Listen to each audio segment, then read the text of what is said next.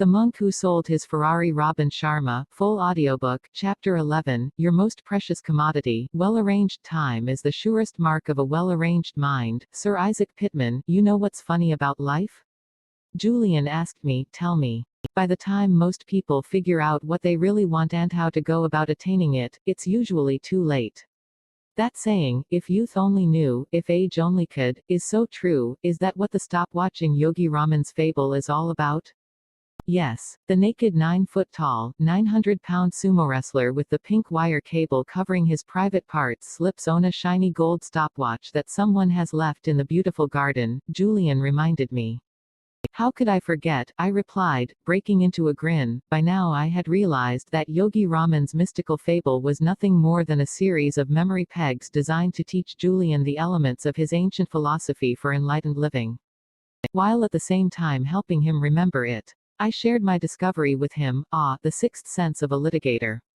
You are quite right. My wise teacher's methods appeared odd at first and I struggled to understand the significance of his tale just as you wondered what I was speaking of when I first shared it with you. But I must tell you, John, all 7 elements of the story, from the garden and the naked sumo wrestler to the yellow roses and the path of diamonds, which I am soon getting to, serve as powerful reminders of the wisdom I learned in Savannah.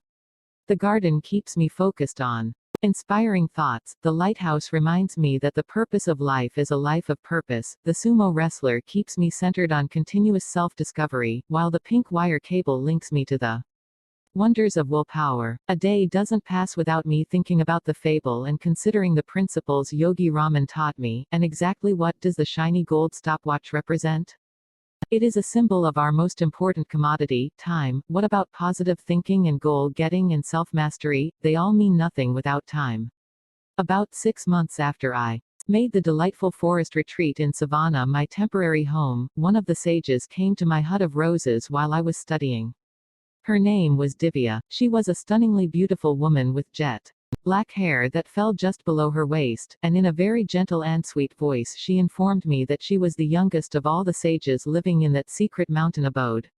She also said that she had come to me on the instructions of Yogi Raman, who had told her that I was the best student he had ever had. Maybe it is all the pain you suffered in your former life, Thothas allowed you to embrace our wisdom with such an open heart. She stated, as the youngest of our community, I have been asked to bring you a gift. It is from all of us and we offer it as a token for respect for you, one who has traveled so far to learn our ways. At no point have you judged us or ridiculed our traditions. So, though you have now decided to leave us within a few weeks, we consider you one of our own. No outsider has ever received what I am about to give you. What was the gift? I asked impatiently. Divya pulled out an object from her homespun cotton bag and handed it to me. Wrapped in a fragrant cover of some type of paper was something I never thought I'd see there in a million years. It was a miniature hourglass which had been made from blown glass and a small piece of sandalwood. Seeing my expression, they quickly told me that each of the sages had received one of these instruments as children. Though we have no possessions and live pure, simple lives, we respect time and note its passing. These little hourglasses serve as daily reminders of our mortality and the importance of living full, productive days while advancing our purposes. These monks up in the highest reaches of the Himalayan mountains kept time. Each and every one of them understood the importance of time. They each had developed what I call a time consciousness. You see, I learned that time slips through our hands like grains of sand, never to return. Those who use time wisely from an early age are rewarded with rich, productive and satisfying lives. Those who have never been exposed to the principle that time mastery is life mastery will never realize their enormous human potential. Time is the great leveler. Whether we are privileged or disadvantaged, whether we live in Texas or Tokyo, we all have been allotted days with only 24 hours. What separates those who build exceptional lives from the also-rans is the way they use this time. I once heard my father say that it was the busiest people who have time to spare. What do you make of that? I agree. Busy, productive people are highly efficient with their time. They must be in order to survive.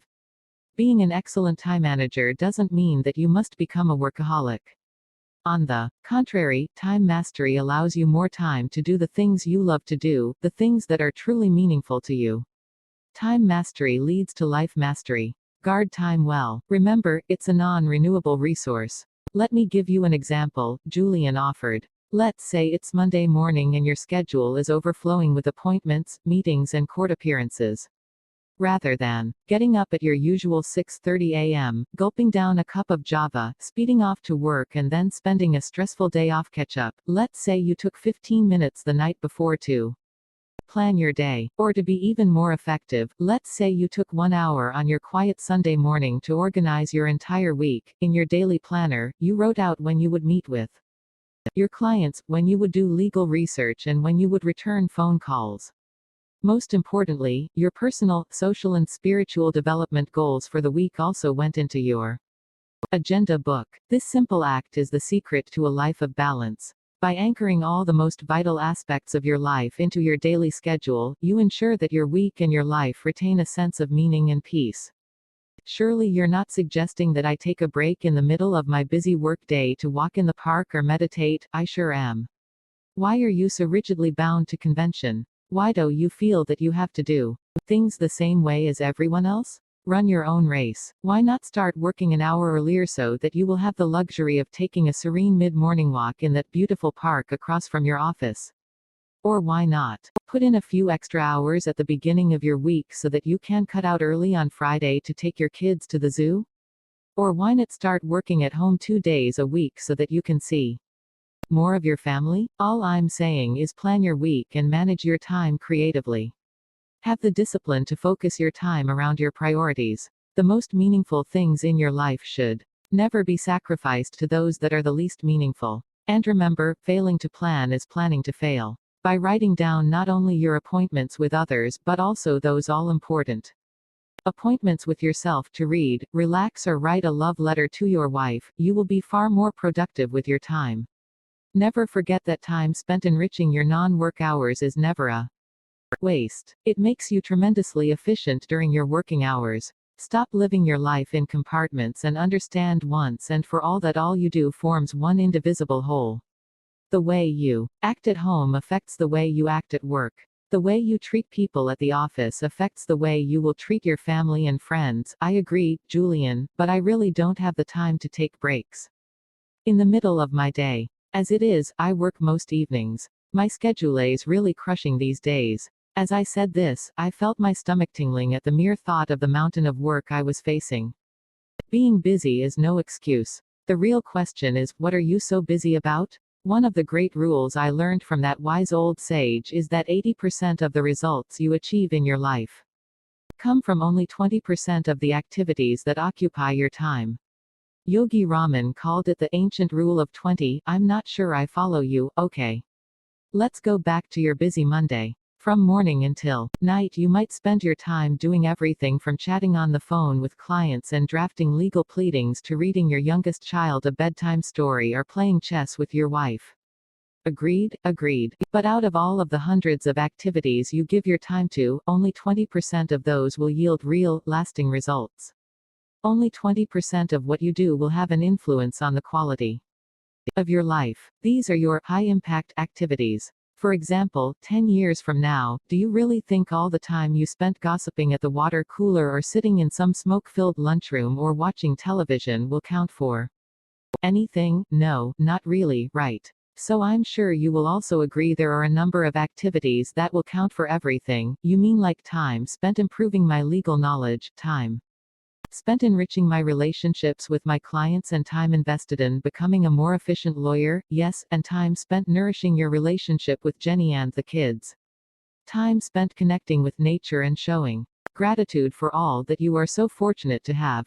Time spent renewing your mind, your body, and your spirit. These are just a few of the high-impact activities that will allow you to design the life you deserve. Direct all of your time to those activities that count. Enlightened people are priority-driven. This is the secret of time mastery. Wow. Yogi Raman taught you all that? I have become a student of life, John. Yogi Raman certainly was a wonderful and inspiring teacher, and I will never forget him for that. But all of the lessons I have learned from my varied experiences have now come together like pieces of a big jigsaw puzzle to show me the way to a better life. Julian added, I hope you will learn from my earlier mistakes. Some people learn from the errors others have made.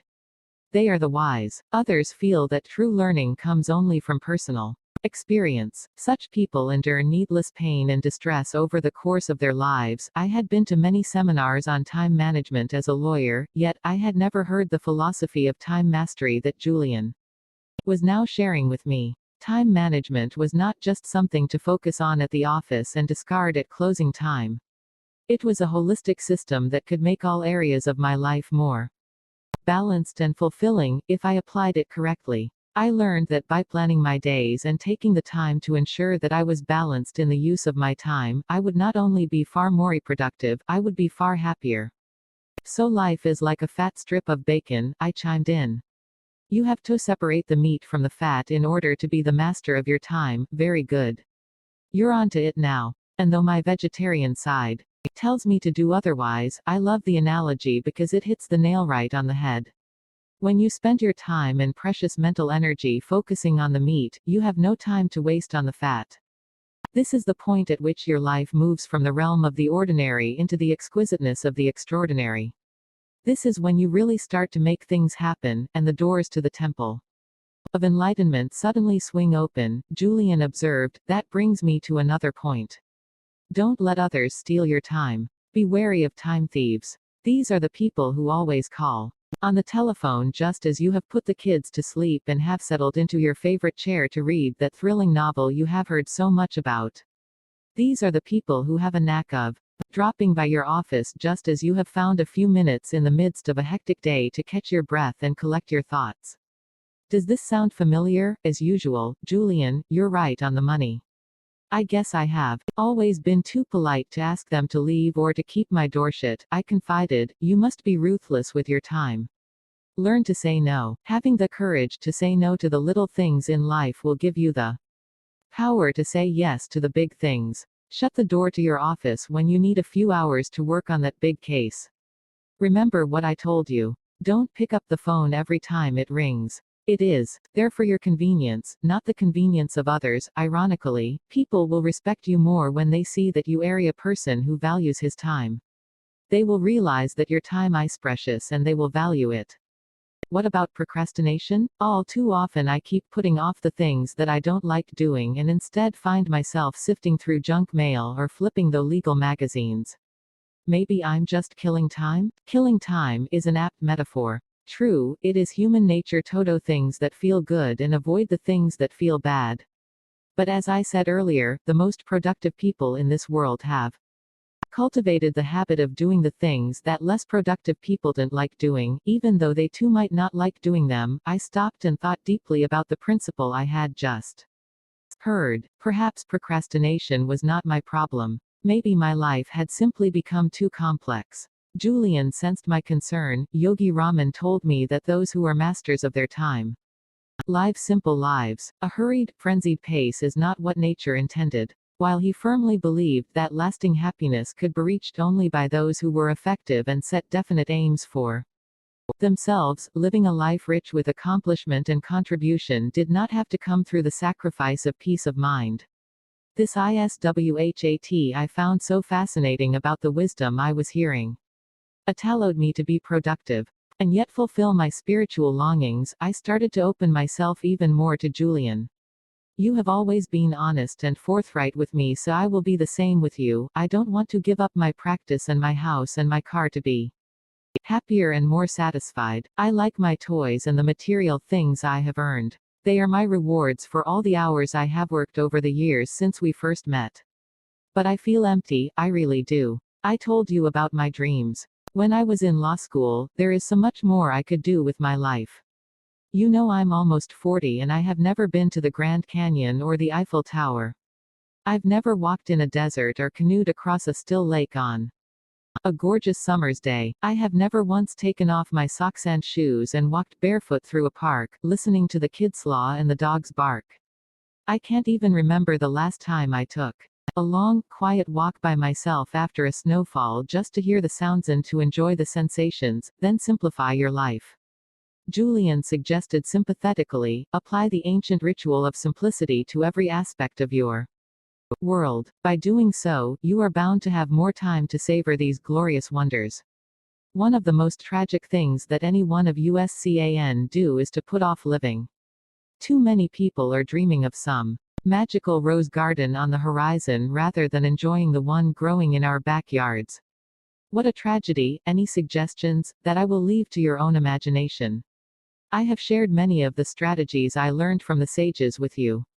They will work wonders if you have the courage to apply them. Oh, that reminds me of another thing that I do to make sure my life stays calm and simple. What's that? I love to have a quick nap in the afternoon. I find it keeps me energetic, refreshed, and youthful. I guess you could say that I need a beauty sleep. Julian laughed. Beauty has never been one of your strong points. A sense of humor has always been one of yours, and for this I commend you. Always remember the power of laughter. Like music, it is a wonderful tonic for life's stresses and strains. I think Yogi Raman said it best when he said, laughter opens your heart and soothes your soul. No one should ever take life so seriously that they forget to laugh at themselves. Julian had one final thought to share on the subject of time. Perhaps most importantly, John, stop acting like you have 500 years to live. When Divya brought that little hourglass tome, she offered some advice that I will never forget. What did she say? She told me that the best time to plant a tree was 40 years ago. The second best time is today. Don't waste even 1 minute of your day. Develop a deathbed mentality. I beg your pardon? I asked, struck by the graphic term Julian had employed. What's a deathbed mentality? It is a new way of looking at your life, a more empowering paradigm if you will, one that reminds you that today could be your last, so savor it to the fullest. Sounds kind of morbid, if you ask me. It makes me think about death. Actually, it's a philosophy about life. When you adopt a deathbed mentality, you live every day as if it was your last. Imagine waking up every day and asking yourself the simple question, what would I do today if it was my last? Then think about how you would treat your family, your colleagues, and even those who you don't know. Think about how productive and excited you would be to live every moment to the maximum. The deathbed question alone has the power to change your life. It will energize your days and bring a rush of zest and spirit to all that you do. You will start focusing on all the meaningful things that you have been putting off, and stop squandering time on all those petty things that have dragged you down into the quagmire of crisis and chaos. Julian continued. Push yourself to do more and to experience more. Harness your energy to start expanding your dreams. Yes, expand your dreams. Don't accept a life of mediocrity when you hold such infinite potential within the fortress of your mind. Dare to tap into your greatness. This is your birthright. Powerful stuff. Here's more. There is a simple remedy to break the spell of frustration that plagues so many people. My cup is still empty, I said softly. Act as if failure is impossible, and your success will be assured. Wipe out every thought of not achieving your objectives, whether they are material or spiritual. Be brave, and set no limits on the workings of your imagination. Never be a prisoner of your past, become the architect of your future. You will never be the same. As the city started to awaken, and the morning grew into full bloom, my ageless friend started to show the first signs of weariness after a night spent sharing his knowledge with an eager student. I had been astonished by Julian's stamina, his boundless energy, and his endless enthusiasm. He not only talked his talk, he walked his walk. We are moving to the end of Yogi Raman's magical fable and approaching the time when I must leave you, he said gently. I have much to do and many more people to meet. Are you going to tell your partners that you have returned home? I asked, my curiosity getting the better of me. Probably not, Julian replied. I am so different from the Julian mantle they knew. I don't think the same thoughts, I don't wear the same clothes, I don't do the same things. I am a fundamentally changed person. They wouldn't recognize me. You really are a new man, I agreed, chuckling inwardly as I pictured this mystical monk adorned in the traditional robes of Savannah stepping into the striking red Ferrari of his former life. A new being is probably even more accurate. I don't see the distinction, I confessed. There is an ancient saying in India, we are not human beings shaving a spiritual experience. We are spiritual beings having a human experience. I now understand my role in the universe. I see what I am. I'm no longer in the world. The The world is in me, I'm going to have to chew on that one for a while, I said in total honesty, not quite comprehending what Julian was talking about. Sure, I understand, my friend. A time will come when you will be clear on what I am saying. If you follow the principles I have revealed to you and apply the techniques I have offered, you will surely advance along the path of enlightenment. You will come to master the art of personal government. You will see your life for what it really is, a small blip on the canvas of eternity. And you will come to see clearly who you are and the ultimate purpose of your life, which is to serve, of course. No matter how big a house you have or how slick a car you drive, the only thing you can take with you at the end of your life is your conscience. Listen to your conscience, let it guide you. It knows what is right. It will tell you that your calling in life is ultimately selfless service to others in some form or another. This is what my personal odyssey has taught me. Now, I have so many others to see, serve and heal. My mission is to spread the ancient wisdom of the sages of Savannah to all those who need to hear it. This is my purpose. The fire of knowledge had kindled Julian's spirit. This was obvious, even to an unenlightened soul such as myself. He was so passionate, so committed and so fervent about what he was saying, that it was reflected even in his physical dimension. His transformation from a frail old litigator to a vital, young Adonis was not brought about by a simple change in his diet and a daily dose of some quick-fix exercise plan. No, it was a far deeper panacea that Julian had stumbled upon high in those majestic mountains. He had found the secret that people through the ages have been searching for. It was more than the secret of youth, fulfillment or even happiness. Julian had discovered the secret of the self.